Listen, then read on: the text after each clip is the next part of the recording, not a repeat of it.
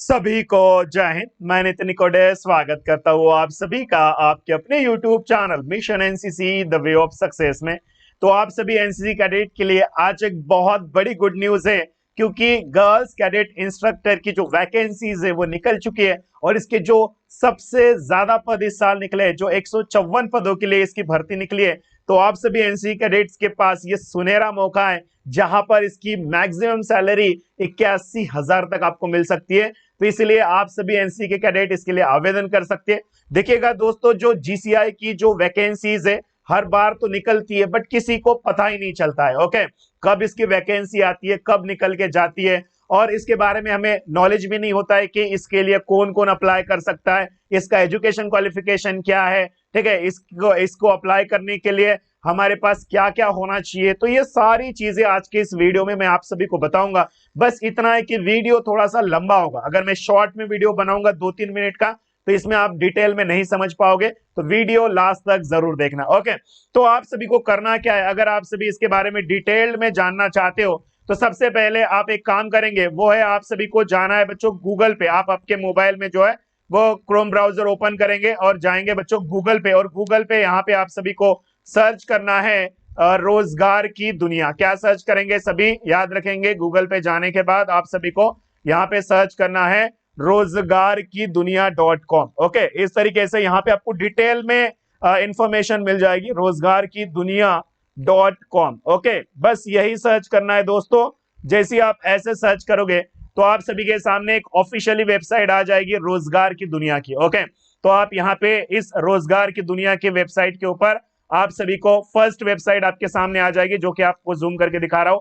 इसके ऊपर आपको क्लिक कर देना है। जैसे आप क्लिक करोगे तो यहाँ पे आपके सामने जो है वो एनसीसी गर्ल्स कैडेट इंस्ट्रक्टर इस तरीके से जो है आपके सामने यहाँ पे रिक्रूटमेंट का नोटिफिकेशन आपको दिखाई देगा। अगर आप सभी इसे बहुत दिनों के बाद देख रहे हो ओके, तो यहाँ पर भैया व्यू मोर में जाना, और व्यू मोर में जाकर जो है वो यहाँ पे आपको दिख जाएगा, ठीक है।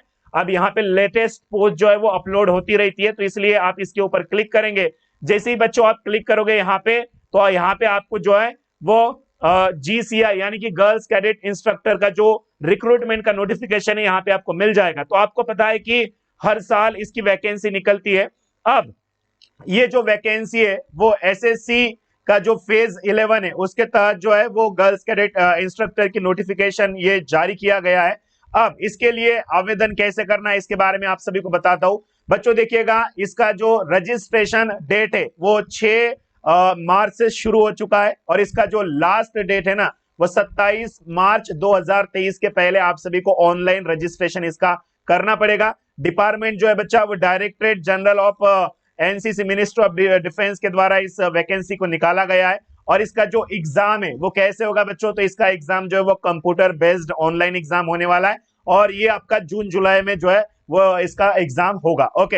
अब बात करेंगे बच्चों इसके एजुकेशन क्वालिफिकेशन की। बहुत सारे बच्चों के दिमाग में यही डाउट होता है कि सर इसका एजुकेशन क्वालिफिकेशन कितना होता है, तो ये भी आप सभी को मैं क्लियरली बता दूं।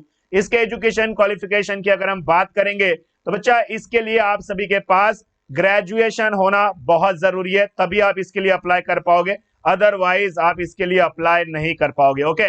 सभी याद रखना कि आपके पास ग्रेजुएशन होना बहुत जरूरी है ओके। उसके बाद दूसरी अगर हम बात करेंगे ओके, तो यह है साथ में आपके पास एनसीसी का सी सर्टिफिकेट भी होना जरूरी है। ग्रेजुएशन आप किसी भी रिकॉग्नाइज्ड यूनिवर्सिटी से आप ग्रेजुएशन कर सकते हो, कोई दिक्कत नहीं है, चाहे बीए हो, बीकॉम हो, बीएससी हो, बीबी हो, बीटेक हो, कोई मैटर नहीं करेगा, बस आपके पास ग्रेजुएशन होना चाहिए। और उसके बाद में आपके पास एनसीसी का सी सर्टिफिकेट होना बहुत जरूरी है। अब बहुत सारे कैडेट्स के मन में ये डाउट आ चुका है कि सर सी सर्टिफिकेट में मुझे तो सी ग्रेड है, मुझे तो बी ग्रेड है, क्या मैं अप्लाई कर सकता हूँ? बिल्कुल अप्लाई कर सकते हो बच्चा, इसमें कोई ऐसा ग्रेड मैटर नहीं करेगा। चाहे आपको सी सर्टिफिकेट में सी ग्रेड है तो भी आप इसके लिए अप्लाई कर सकते हो, आवेदन कर सकते हो ओके। अब बात करेंगे बच्चों इसके एज लिमिट के बारे में। तो इसकी जो एज लिमिट है वो 20 से 25 वर्ष है, ठीक है। अगर आप 20 से 25 ईयर के जितने भी जो कैडेट्स होंगे आप इसके लिए अप्लाई कर पाएंगे ओके। अब इसके सबसे इंपॉर्टेंट जो बात है, आप सभी को ये समझ में नहीं आता है कि बच्चा इसका centres of examination and reason, आपको ये रीजन के बारे में पता होना चाहिए कि आप सभी कौन से रीजन में आते हो ओके। तो यहाँ पर आप जैसी वेबसाइट पे आओगे तो यहाँ पे आपको रीजन्स के बारे में पता चलेगा। जैसे कि बच्चों आप सभी देख सकते हो central region okay, central region, इसको सीआर कहा जाता है, सेंट्रल रीजन, जो बिहार एंड उत्तर प्रदेश के जो कैडेट्स होंगे वो सारे सेंट्रल रीजन में आएंगे। तो आप सभी यहाँ पे रीजन ध्यान से देखना कि आप कौन से रीजन में आओगे। ओके, उसके बाद में बच्चों ईस्टर्न रीजन, ओके, ईआर, ये अंडमान एंड निकोबार इसमें इंक्लूड होगा।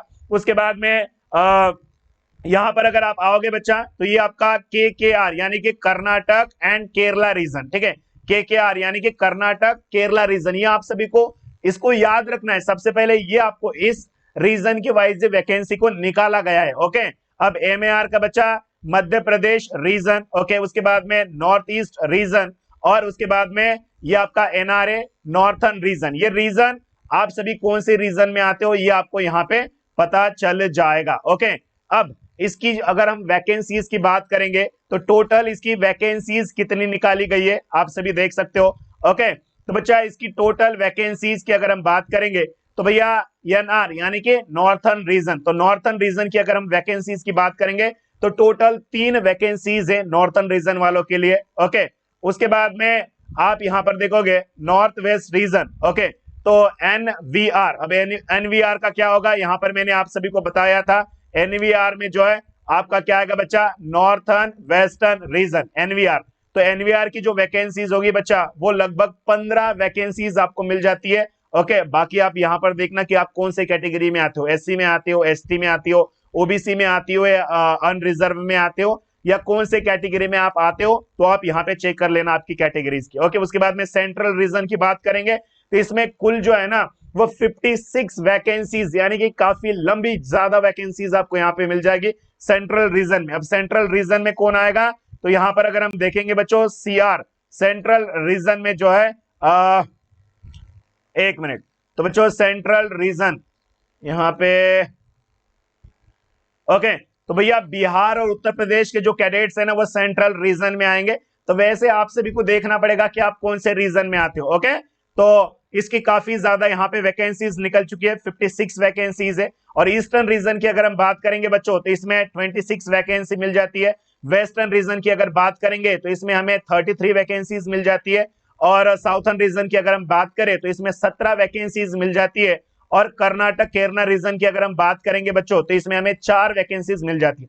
टोटल मिलाकर के अगर हम बात करेंगे तो 154 वैकेंसीज आपको मिल सकती है, यानी कि 154 गर्ल्स कैडेट को ये मौका मिल सकता है कि बच्चा वो GCI बन सके, गर्ल्स कैडेट इंस्ट्रक्टर बन सके। ओके बच्चों, अब बात तो आपको तो वैकेंसी पता चल गई है। ओके, अब इसके पेमेंट के बारे में अगर हम बात करेंगे तो इसका पेमेंट कितना होगा, ठीक है, तो ग्रेड पे इसका कितना होगा, तो बच्चे इसमें जो है वो 25,500 से लेकर 81,000 प्लस जो है वो इसका आपको ग्रेड पे मिलने वाला है। जैसे जैसे आपकी रैंक बढ़ेगी, जैसे जैसे आपकी सर्विस बढ़ेगी, वैसे वैसे आपका पेमेंट स्ट्रक्चर भी आपका बढ़ेगा, ये आप सभी को पता है।